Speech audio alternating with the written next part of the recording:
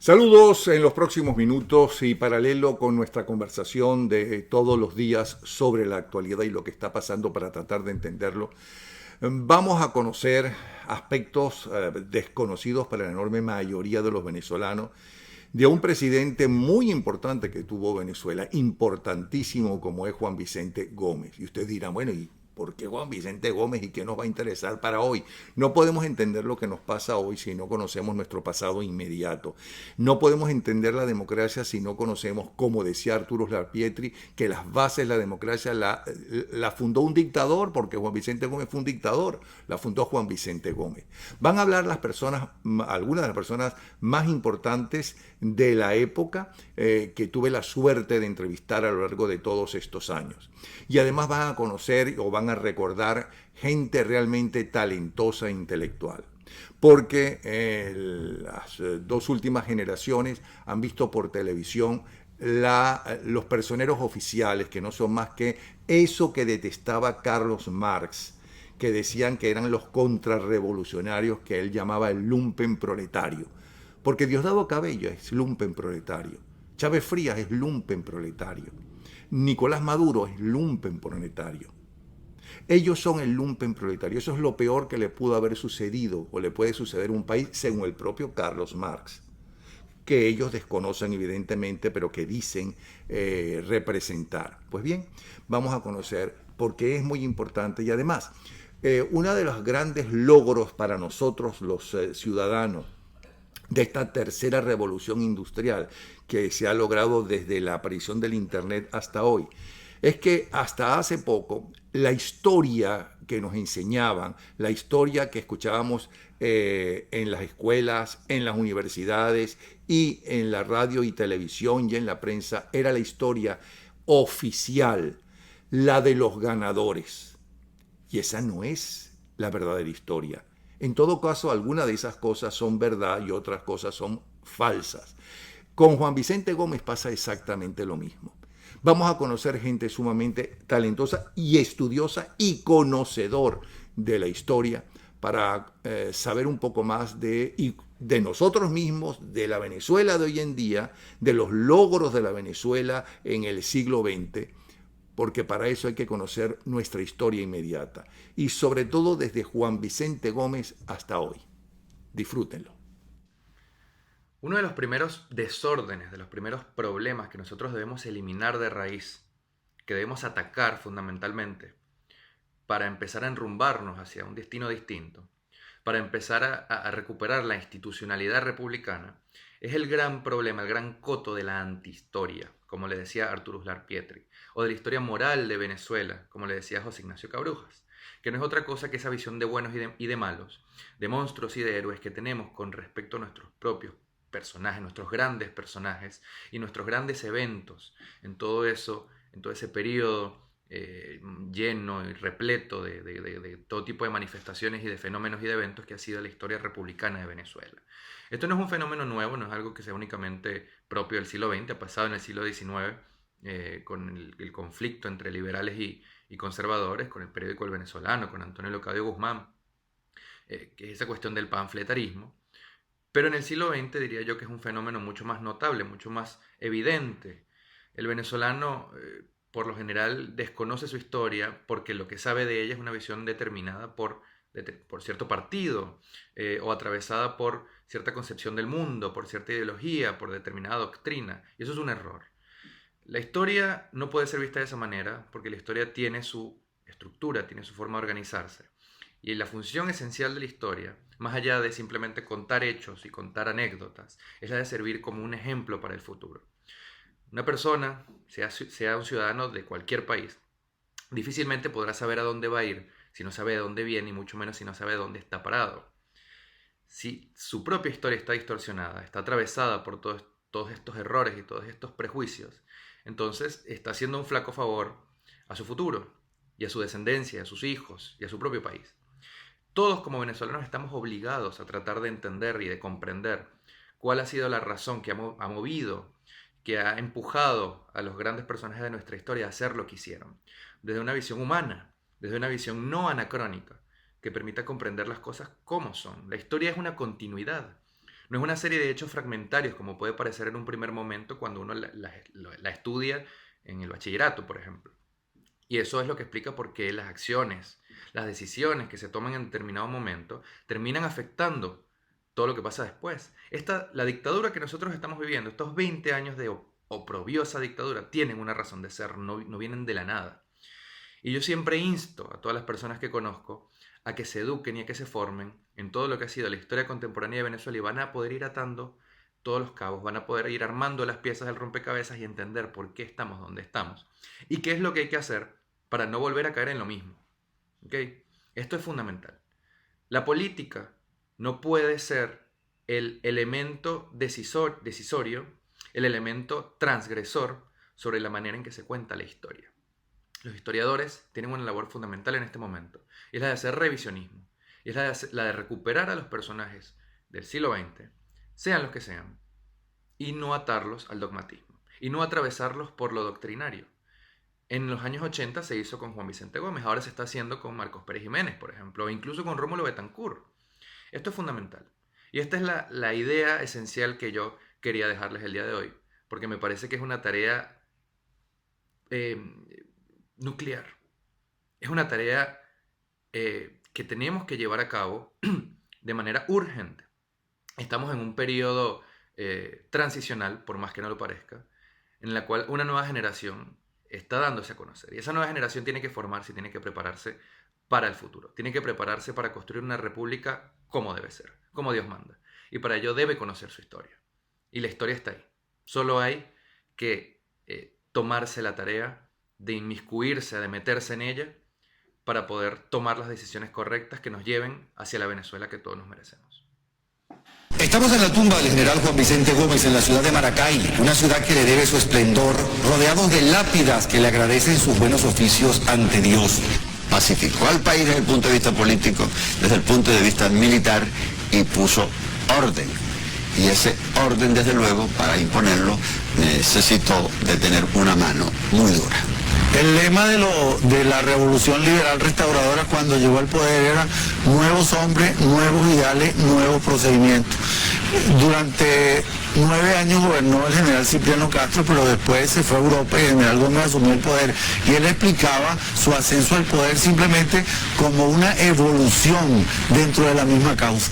El pueblo aplaudió la llegada al poder de Juan Vicente Gómez. Estamos en la gobernación. Hoy en la gobernación, en aquella época, era el Hotel Jardín, uno de los hoteles más importantes, no solamente de Maracay, de Venezuela entera. Tanto se ha hablado de este hombre, siempre con pasión. El gobierno del general Gómez fue un gobierno muy útil a Venezuela. Venezuela era un país desintegrado y en gravísima situación económica cuando empieza la figuración política del general Gómez. Poco tiempo antes habían sido sus puertos bloqueados por no pagar las deudas. Para 1930, como homenaje al Libertador, las deudas estaban pagadas. Venezuela no estaba comunicada entre sí. Ir de Caracas a San Cristóbal se tomaban 21 días. Se construyeron carreteras y se podía ir en 4 días cuando yo era un joven, recién muerto el general Gómez. En materia de orden, logró acabar con el caudillaje venezolano y a los que no venció en la guerra, los compró, los sedujo con el dinero y logró establecer un país unificado, bastante ordenado, de una gran seguridad personal. Gómez anuncia ejército moderno para Venezuela.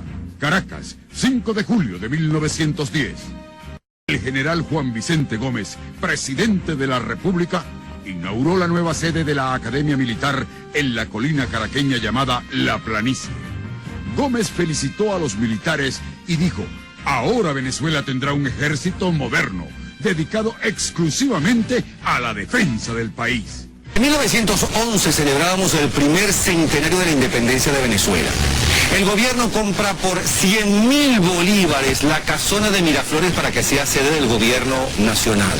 Y por entonces, especialmente en Caracas, existían los patiquines, los románticos también, y tenían, como siempre sucede con los jóvenes de todas las épocas, su forma tan peculiar de hablar.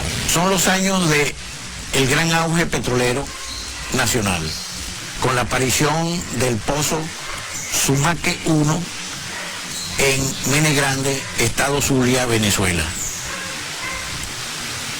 Este pozo y otros eran operados por una compañía de la Royal Dutch Shell, y el Sumaque producía aproximadamente 250 barriles diarios.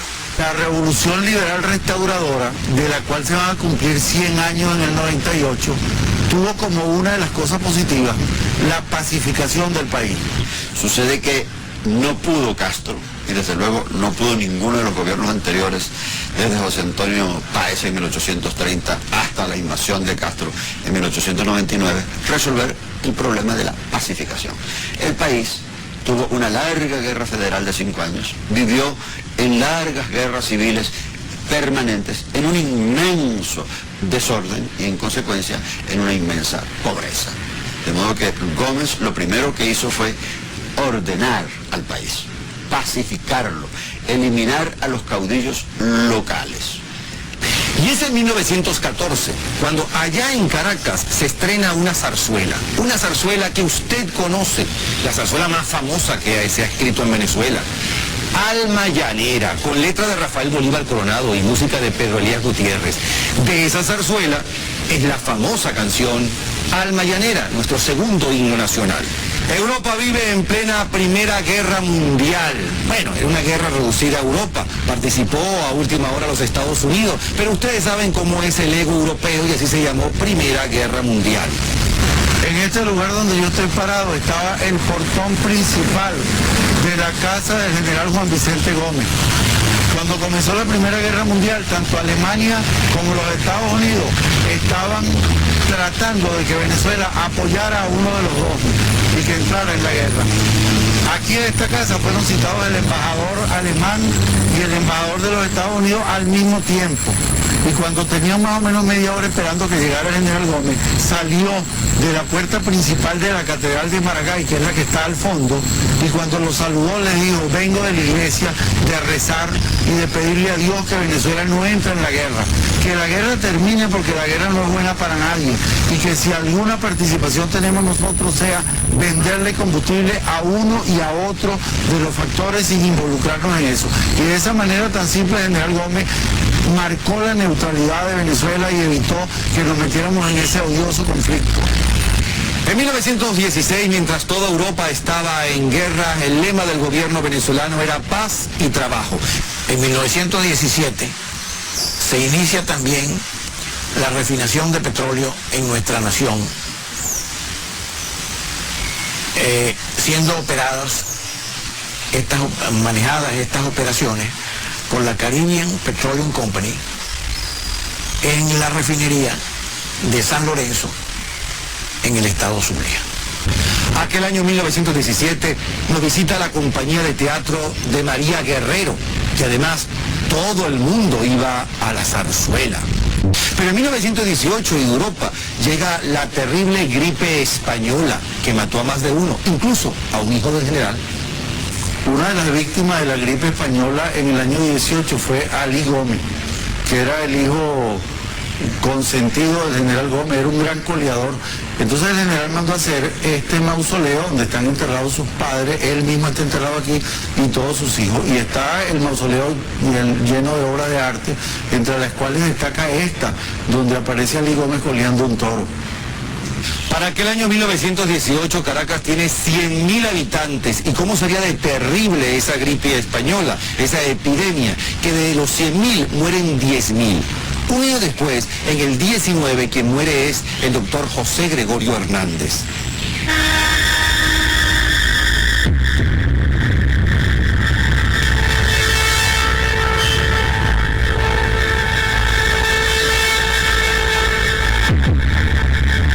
En este año 1919 ya Caracas cuenta con 118.000 habitantes y una temperatura fresquecita, no sube de 10 grados. Están de moda las retretas, ¿y saben quién dirigía las retretas de la Plaza Bolívar? Pedro Elías Gutiérrez, el autor del Alma Llanera. En este año 19 se inaugura la Plaza de Toros de Valencia y el nuevo Circo de Caracas. Ahí entramos en los años 20, los locos años 20 se les llamaban. Se crea la Escuela de Aviación Militar. 10 de diciembre de 1920. Hoy por primera vez volaron en Maracay y Caracas aviones de guerra. El presidente Gómez inauguró la Escuela de Aviación Militar. El director es un joven coronel llamado David López Enríquez. El piloto subteniente Francisco Leonardi fue el primero en volar un avión de guerra. Hemos asegurado la paz, dijo Gómez.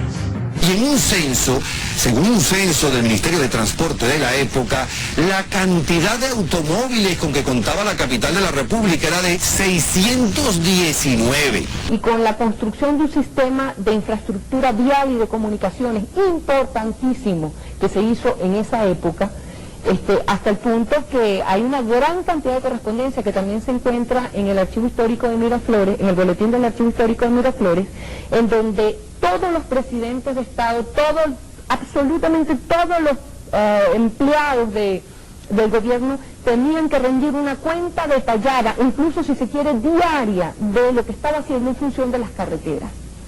Incluso si tú ves el mapa vial de Venezuela en esos años y ves cómo es el trazado de las carreteras, te darás cuenta incluso que en lo esencial todos los caminos conducen a Roma, o sea, todos los caminos conducen al centro. Se necesitaba, lo que era importante era crear una nación. De San Felipe a Maputo, 22 de marzo de 1913, a las 3:30 postmeridiano. Señor General Juan Vicente Gómez, acabo de ser muy gratamente sorprendido con la visita que me hacen en automóvil Ford, que recorrió de Villaricagua aquí en la carretera que actualmente reconstruye el gobierno de este estado. Ha habido por tal motivo un entusiasmo insólito en esta capital, y el nombre de usted se ha oído entre frases de sincero aplauso, recordando que es usted el precursor de estos tiempos de progreso que va penetrando en todas partes del país. Respetuosamente me congratulo con usted, su subalterno y amigo, General P. Torrellas Urquiola. Éramos fanáticos de los toros y comenzando la década de los 20 murió uno de los ídolos taurinos del mundo, Joselito o Gallito. Maurice Chevalier era el rey del espectáculo mundial, cantante francés que triunfó en el mundo entero. Es el año 1921. En este programa estamos haciendo un recuento de los años de gobierno del general Juan Vicente Gómez, cómo era Venezuela y cómo era buena parte del mundo. Ese año 21 había otro rey del espectáculo. En el cine imperaba Rodolfo Valentino. En el 21 su gran película fue Los Cuatro Jinetes del Apocalipsis. Aquí la vio, ahí se sentó el general Juan Vicente Gómez, porque estamos en el Ateneo de Maracay, también hechura del general. Cuentan que al general le encantaba el cine y que no pasaba un día sin ver una película. Se celebraba el centenario de la batalla de Carabobo con un montón de actos. En el año 21 es cuando Rómulo Gallegos ve publicada su primera novela, Reinaldo Solar. 1921 comienza la construcción del primer oleoducto que se construyó en la nación. Este oleoducto iba desde el centro de Mené Grande hasta la refinería de San Lorenzo. Tenía un diámetro de 8 pulgadas y una longitud total de 145 kilómetros. En 1921, finalizando ese año, se produjo el reventón del Pozo Barroso número 2 en La Rosa, cerca de Cabimas, Estado Zulia. Esta noticia le dio la vuelta al mundo y comenzó el gran auge de la exportación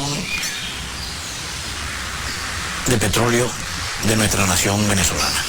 En 1924 muere en Puerto Rico el expresidente y compadre de Gómez, Cipriano Castro.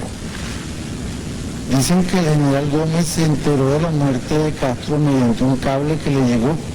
Lo leyó, decía, murió el general Cipriano Castro, se quedó pensativo un largo rato e hizo unos comentarios. El general Castro sí sabía pelear. Bueno, vamos para el cine. Y siguieron. Para este cine. Para este cine. Para este Ateneo. Bueno, y por quinta vez, ese año 24, invade Emilio Arévalo Cedeño. ¿Cuántas invasiones y por qué tantas? Yo pienso que es porque fracasaban las invasiones, porque si hubiera triunfado una sola vez no invaden más. Bueno, en 1925 se reabre la Universidad Central de Venezuela y se inaugura la carretera trasandina que va desde Caracas hasta San Antonio del Táchira. Todo un acontecimiento. En 1925 Rómulo Gallegos publica La Trepadora. El gran espectáculo, además del cine, es el toreo. E incluso las cupetistas le dedican sus mejores canciones a los grandes toreros, como es el caso de Raquel Meyer y El Relicario. En 1926, las exportaciones petroleras superan las exportaciones agrícolas de Venezuela. 1927 marca la hazaña de Charles Lindbergh, una hazaña, vuela solo sobre el Atlántico, era la primera vez que un hombre solo volaba sobre el Atlántico, de Nueva York a París, se convierte en un héroe mundial. Charles Lindbergh en Venezuela. Maracay, 29 de enero 1928, urgentísimo. Acaba de aterrizar en Maracay Charles Lindbergh, el águila solitaria. El único aviador en el mundo que ha cruzado el Atlántico Norte en vuelo espectacular que lo llevó de Nueva York a París. El águila llegó en su famoso aeroplano El Espíritu de San Luis. El general Gómez lo abrazó y después le dijo a su hijo Florencio, parece un buen muchacho. En 1927 se celebra el primer campeonato de béisbol organizado en Venezuela. Está peleando allí el Royal Criollos, el Santa Marta, el equipo Maracay y el 29 de julio. Claro, que no eran todos los equipos, ¿verdad? No, en la Victoria había uno muy bueno que era de Gonzalo Gómez, porque él importaba peloteros y los ponía a trabajar como que si fueran peones de las haciendas. Entre ellos venían Martín Digo, Tetelo Vargas, Cocaína García. Entonces invitaba a estos grandes equipos a que vinieran a la Victoria y cuando llegaban le decía, yo tengo unos muchachos ahí de peones para que hagan una partidita y tal. Y empezaba esos tipos a tirar jonrones y tal hasta que se descubría el embuste. Pues eran peloteros profesionales que hicieron una gloria en el deporte aquí. Y en ese año 27 se funda en julio la Federación Venezolana de Béisbol. Finalizando esta década de los 20, es cuando el general decide que Maracay, la ciudad donde pasó los años más importantes de su vida, necesitaba una plaza de toros. Era amante del cine y también de los toros. Sí, en el año 29 Gonzalo Gómez inaugura la Plaza de Toros de la Victoria. Entonces sus hermanos, Juan Vicente y Florencio Gómez Núñez de Cáceres, le piden a su papá que haga una plaza de toros en Maracay. Y entonces buscan a el gran arquitecto Carlos Raúl Villanueva. Y el 20 de enero de 1933 se inaugura la plaza de toros más bella de Venezuela, que es esta, la Maestranza de Maracay. Recordando los años de gobierno del general Juan Vicente Gómez, los primeros años de la década de los años 30 comienza con los actos conmemorativos del centenario de la muerte del libertador Simón Bolívar. Esta Plaza Bolívar de Maracay se inaugura en 1930 como uno de esos actos. Se cancela con motivo de esos actos la deuda externa venezolana, que era de 23.757.634 bolívares con 6 céntimos. Chin chin se pagó. Se funda la Orquesta Sinfónica de Venezuela. Y por aquel año 1930 bailábamos tango, foxtrot, charleston, el vals criollo y el paso doble. Es en el año 1931 cuando un joven de apenas 18 años ve publicada su primera novela. Ese joven será el más importante intelectual de este siglo en Venezuela, Arturo Uslartietri, y esa novela, Lanzas Coloradas. El papel de Juan Vicente Gómez en la historia de Venezuela es de una magnitud extraordinaria. La creación de un Estado nacional en Venezuela, la integración de una unidad nacional en Venezuela, fue un viejo propósito difícilmente alcanzable en la anarquía que caracterizó al país después de la independencia. 3 grandes caudillos nacionales intentaron hacerlo. Primero José Antonio Páez, no lo logró. Vino la guerra federal, a la salida de él vino el desbarajuste y la valorización y la anarquización del país. En segundo lugar, Guzmán Blanco, surgido de la guerra federal, intenta, a su vez, por su parte, unificar, crear un Estado nacional y crear una nación en Venezuela. Lo logra a medias porque él no logra acabar con el caudillismo. Tiene que componer con él y entenderse con él. El caudillismo florece cuando él desaparece. Y por último, el que completa ese programa realmente es Juan Vicente Gómez, que logra cosas increíbles. Logra acabar con la guerra civil que duró 100 años, logra acabar con el caudillismo, crea un Estado nacional, crea una hacienda nacional y crea un ejército nacional. Sobre esas bases se podía construir una Venezuela democrática y moderna. Los zulianos están de fiesta. Termina la remodelación de la Basílica de Nuestra Señora de la Chiquinquirá. El mundo entero está emocionado con la estrella infantil Shirley Temple. Ese año 35, el 24 de junio, muere el zorzal criollo Carlos Gardel. Y el 17 de diciembre de 1935, a las 11:45 minutos de la noche, muere el general Juan Vicente Gómez. Ante la incredulidad general, comenzaba una nueva etapa en la política venezolana. Juan Vicente Gómez marcó varias generaciones de venezolanos. ¿Es casualidad que Juan Vicente Gómez y Simón Bolívar hayan nacido y muerto el mismo día? Mira, Napoleón, yo no creo ni en la astrología, ni en la reencarnación, y en relación a que Juan Vicente Gómez haya muerto el mismo día del Libertador, eso sí es cierto.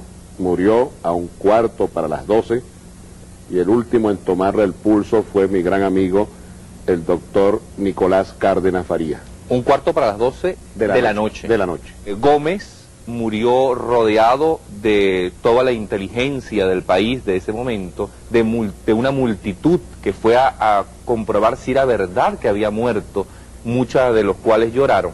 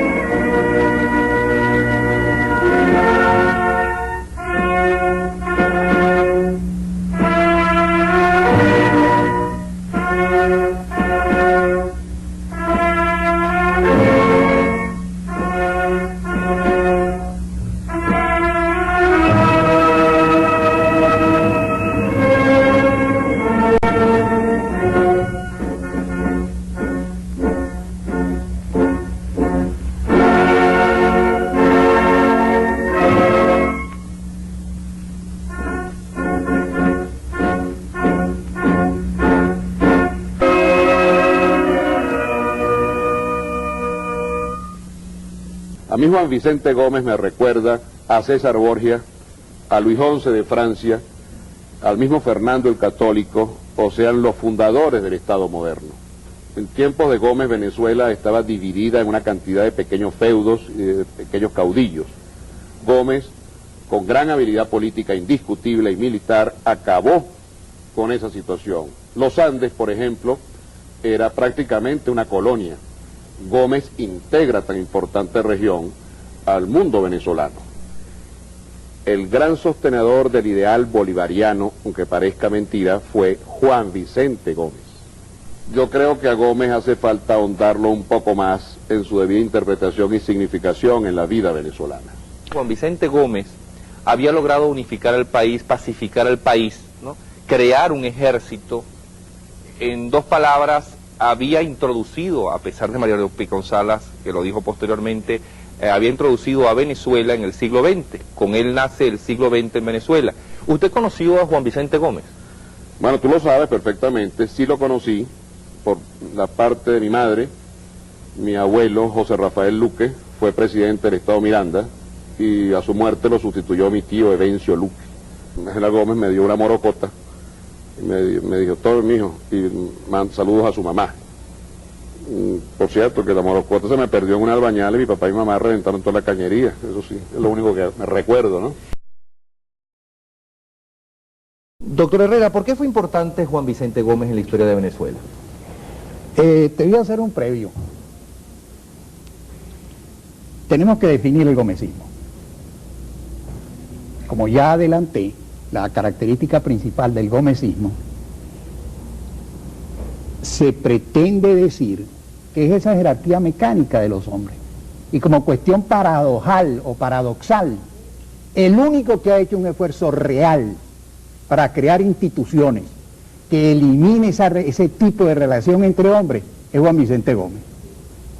Como ya lo dije, con el ejército institucional y en la administración. ¿Cómo es eso y en la administración? Lo siguiente. En Venezuela, cuando a principios del siglo y todo el siglo pasado, no había un tesoro nacional.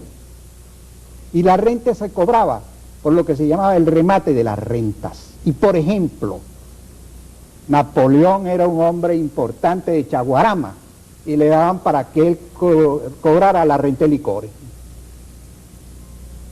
Y yo era un importante de Maturín y me daban el cobro de la renta del tabaco. Entonces, cuando Gómez asume el poder, lo primero que se da cuenta es, bueno, señores, esto hay que organizarlo, esto hay que poner orden. Y centraliza la administración, para lo cual usa un señor célebre en Venezuela, que es Román Cárdenas. La economía venezolana de ese entonces dependía de los ingresos provenientes de la exportación del café y del cacao, que eran el equivalente del petróleo hoy en día. Y la renta, eso se llamaba la renta aduanera, y los ingresos provenientes por la renta aduanera y la renta consular eran los rubros fundamentales de ingresos para la hacienda pública. Entonces la renta interna, por ese problema que no estaba centralizado, que no obedecía a un sistema orgánico de hacienda pública centralizada, era mínima. Si uno ve los cuadros comparativos de esa época y los cuadros estadísticos y ve los montos de los ingresos provenientes por renta aduanera y consular, o sea, renta externa, y los compara con los provenientes por la renta interna, la diferencia era abismal. Pero ¿qué pasa durante la Primera Guerra Mundial del 14 al 17? Que por la economía de guerra, los rubros provenientes, o sea, los ingresos provenientes de la renta externa, sufren un golpe realmente importantísimo. Uno ve los cuadros a medida que se va acercando la guerra y sobre todo durante la guerra. Y lo primero que uno observa de la reforma Cárdenas, que así se llamó, la reforma Cárdenas, es cómo la renta interna empieza a subir y llega un momento incluso en que la renta externa y la renta interna casi se equiparan. Y Venezuela puede sortear la Primera Guerra Mundial en parte, entre muchas otras razones, pero en parte por esa reforma sendística que es tan básica que todavía hoy día la hacienda venezolana en lo fundamental es exactamente igual. ¿Y por qué no le reconocen nada de eso a Juan Vicente Gómez? Claro que se lo están reconociendo. Tú sabes lo que hace la COPE. Nos toca a nosotros, a las nuevas generaciones de historiadores, meternos y encerrarnos en las hemerotecas y encerrarnos en los archivos y revisar los cuadros estadísticos y revisar todos esos documentos para hacer un análisis más objetivo de la época de Juan Vicente Gómez. Mire, ¿qué está haciendo la COPRE? ¿Cuál es el Estado que pretende reformar la COPRE? El Estado de Gómez, no es otro. ¿Cómo que el Estado de Gómez? El Estado de Juan Vicente Gómez. Que la acusación que principalmente se le hace a Juan Vicente Gómez es haber manejado el tesoro nacional como que si fuera su propio y único patrimonio. Que era así, pero lo hizo con prudencia. Tan lo hizo con prudencia que cuando él entrega el poder en 1900, cuando muere, En diciembre del 35. en diciembre del 35, Venezuela no debe. Venezuela tiene dinero en el tesoro. Entonces tiene que ver mucho eso, porque entonces si tú comparas esa situación con la actual, vamos a llamarlo así, con los últimos años de la democracia, digamos de 1974 en adelante, el cogollismo recibe un país saneado, relativamente, pero saneado con una deuda externa pequeña, y retiene los ingresos más fabulosos que ha tenido la historia de Venezuela.